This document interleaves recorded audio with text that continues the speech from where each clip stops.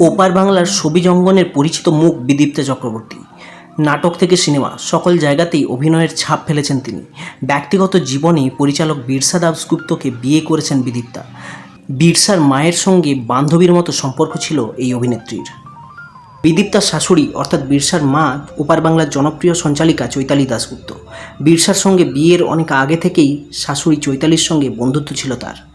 এক সাক্ষাৎকারে সেটাই জানালেন এই অভিনেত্রী। বিদীপ্তা বলেন, তাদের বাড়িতে আমার যাতায়াত ছিল, তখন বিরসাকে ছোট দেখেছি, হয়তো কখনো কখনো গালও টিপে দিয়েছি আদর করে, ঠিক মনে নেই বলে হাসেন তিনি। অভিনেত্রী জানান, স্বামীর চেয়ে বয়সে প্রায় 7 বছরের বড় তিনি, কিন্তু বয়সের এই ফারাক কোনোদিনও তাদের মধ্যে সম্পর্কের বাধা হয়ে দাঁড়ায়নি। বিরসার সাথে বিয়ে হওয়ার আগেই বিবাহিত ছিলেন বিদীপ্তা। প্রথম সংসারে একটি কন্যা সন্তানও ছিল তার, কিন্তু সেই সংসার টেকেনি। ডিভোর্সের পর মেয়েকে নিয়ে আলাদা থাকতেন বিদীপ্তা। তখনই বিরসা দাশগুপ্তের সঙ্গে তার পরিচয়। অভিনেত্রীর কথায় 25 বছর বয়সী বিরসার তখন প্রেমের সম্পর্ক সদ্য ভেঙেছিল। আমিও ডিভোর্স নিয়ে ভেঙে পড়েছিলাম। একটা সময় দুজনের সম্পর্ক প্রেমের রূপ নেয়। আমাদের পরিবারও বিয়েতে বাধা হয়ে দাঁড়ায়নি।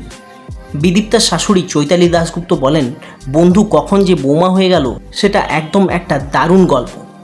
পাশ থেকে হাসি মুখে বিদীপ্তা যোগ করেন, হ্যাঁ, বন্ধু কখন ছেলের বউ হয়ে গেল সেটা শকিং।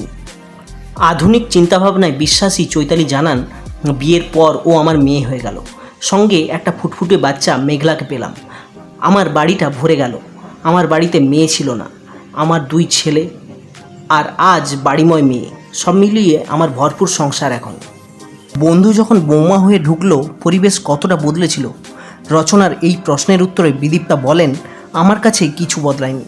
বাবা মায়ের প্রতি যে দায়িত্ব ছিল সেটা শ্বশুর শাশুড়ির প্রতি থাকবে। আমার কাছে শ্বশুরমশাই দাদা আর শাশুড়ি পিসি। আমি এখনও তাদের রাজাদা এবং চৈতালি পিসি বলে ডাকি।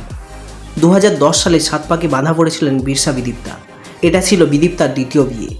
অভিনেত্রীর প্রথম পক্ষের মেয়ে মেঘলা দাশগুপ্তের সঙ্গে দারুণ সম্পর্ক দ্বিতীয় স্বামীর। বর্তমানে বাবার সহকারী পরিচালক হিসাবে কাজ করছে সে।